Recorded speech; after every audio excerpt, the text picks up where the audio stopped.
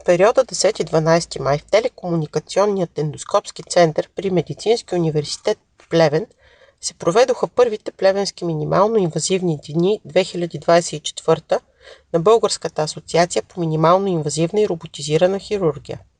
Конференцията стартира с предконгресен обучителен курс за млади лекари, специализанти и професионалисти по здравни грижи. Тренировъчният курс включи теоретична част демонстрация и хирургия на живо, както и практическа част на симулатори и бокс-тренажори. Форумът се откри на 11 май от 8 часа от професор Славчо Томов, председател на Българската асоциация по минимално инвазивна и роботизирана хирургия, и академик Григор Горчев, почетен председател на асоциацията. Добре дошли в Телекомуникационния ендоскопски център на Медицински университет Плевен. Welcome at the Telecommunication Center of Medical University Плевен. Българската асоциация по минимално инвазивна и роботизирана хирургия беше създадена през октомври 2022 година. Това не беше случайен факт, то беше един естествен процес, подкрепен от съвместните усилия на хирурзи и Българското хирургическо дружество, уролози и Българското урологично дружество, гинеколози и Българското дружество по акушерство и гинекология, както и Обществото на лапароскопските и роботизирани хирурзи от Съединените щати, СЛС. Нещо повече, БАМИРС придоби статута на афилирана организация към СЛС и това се случи точно преди една година по време на първия конгрес на асоциацията, който се състоя тук. С огромно удоволствие искам да обявя, че тази година конференцията на БАМИРС се подкрепя и от младите инвазивни гастроентеролози. И не беше случайен факта, че вчера пред конгресния курс бе насочен всъщност към младите лекари, специализанти в областта на минимално инвазивната хирургия и се проведе под мотото с прецизност в практиката към по-добри умения. За мен този ден е знаменателен по много причини. Първата причина е, че Робърт Хол днес е тук, наш приятел, човек, който видяхте му биографията. С него запознаем преди 8-9 години в Флорида.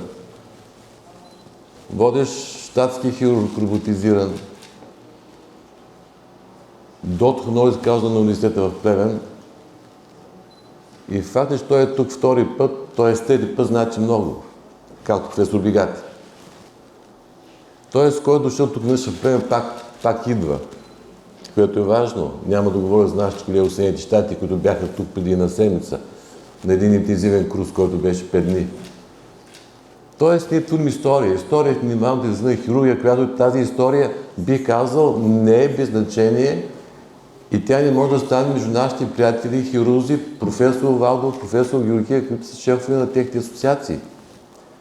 Защото без тяхните усилия и обединението това няма да стане. Факт. Тоест ние вървим по американския модел. Мисля такъв, че акомпанираме колеги, хирурзи, ендоскопски, които владеят техники, хирурзи, гинеколози, уролози, гастроентеролози. Аз ще пожелая лично на професор Томов, на професор Димитров, защото те са екип, който без тях не може. Защото, ще се върна малко назад, всичко става с надграждане. Висшето училище, емблемата лого, това е минимално инвазивната хирургия. Това е бранда. Роботика, това е бранда. Това развиваме изкуствен интелект, това е. Тоест, това бутиково училище, което се утвърди не само у нас, но и в чужбина, трябва да продължава по този начин.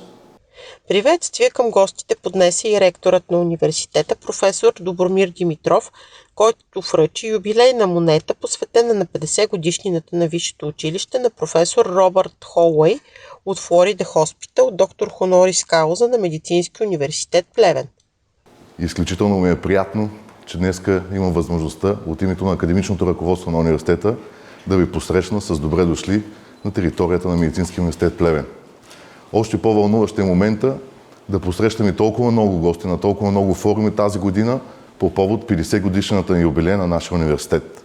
През 1974 година, на 31 октомври, официално е създаден Висшия медицински институт, който в град Плевен, който през 2004 година беше трансформиран със създаването на два факултета, факултет медицина и факултет обществено здраве и прекръстен на Медицинския университет град Плевен.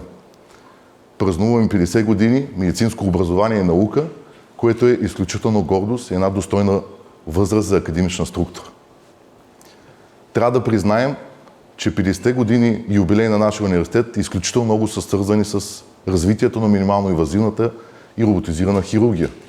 Ще припомня няколко исторически момента, които наистина са много важни в нашата история и ние се гордеем изключително много с тях.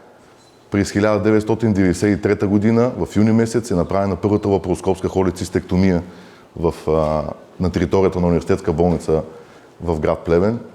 През 2003 година започва работата на екипа на академик Горчев с лапароскопското развитие на гинекологичната хирургия. Знаете, през 2007 година е създаден тренировъчен ендоскопски център, на който се намираме в момента и който трябва да признаем, през годините се утвърди като най-голямата инвестиция, правена за продължаващо медицинско образование в областта на хирургичните дисциплини. Няма по-голяма направена такава в България. Над 1000 лекари са се обучили от създаването до сега, над 800 студенти са обучени в областта на минимално инвазивната хирургия в редовно форма на обучение по време на 5-ти курс. Англоязично и българоязично обучение. 2008 година, януари, е първата успешна роботизирана гинекологична операция, осъществена от екипа на академик Горчев и професор Томов. 2012 година първата успешна урологична операция, 2014 първата успешна роботизирана, асистирана хирургична интервенция по повод рак на дебелото черво.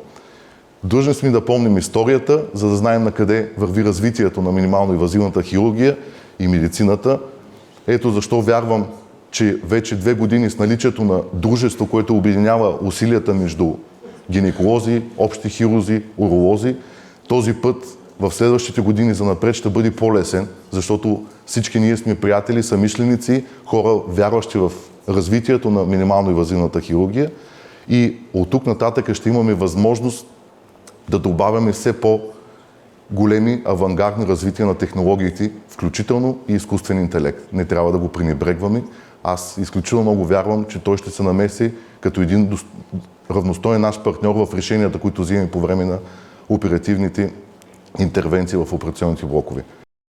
Сред официалните гости бяха доцент доктор Петко Стефановски, заместник министър на здравеопазването, и доцент доктор Иван Малкодански, председател на Общинския съвет в Плевен. Поздравявам ви, професор Томов, за организирането на първата национална конференция на Българската асоциация по мини-инвазивна и роботизирана хирургия, която провеждате под мотото "Прецизна хирургия за по-добро бъдеще". Живеем в динамични времена, в които науката и практиката, включително и медицинската, се развиват с много бързи темпове. Затова е много важно всички специалисти, ангажирани в здравеопазването, независимо от професионалното си направление, да бъдат информирани за най-съвременните методи и технологии в съответната област и да прилагат своята работа. Това допринася добавена стойност към ефективността в ежедневната им дейност и е в интерес на пациентите, които са в фокуса на съвместните ни усилия. Вярвам, че форумът ще предизвика активни дискусии, които също ще спомогнат за обогатяването на теоретичните и практичните знания на всички ни. Убеден съм, че с всичко това събитието ще допринесе за постигането на общата ни цел да осигурим на всички български граждани навременен достъп до най-модерните възможности за успешно лечение на широк спектър от заболявания. Пожелавам на всички ви здраве и ползотворни резултати от работата на конференцията. Уважаеми професор Томов, уважаеми професор Димитров, уважаеми академик Горчев, уважаеми доцент Стефановски, уважаеми лектори от водещи заведения в България, уважаеми лектори от водещи центрове извън България, уважаеми колеги. В качеството ми на председател на Общинския съвет Плевен, за мен е изключителна чест да ви приветствам с добре дошли в град Плевен. Освен научни знания на конференцията, да имате възможност да посетите забележителностите на нашия град.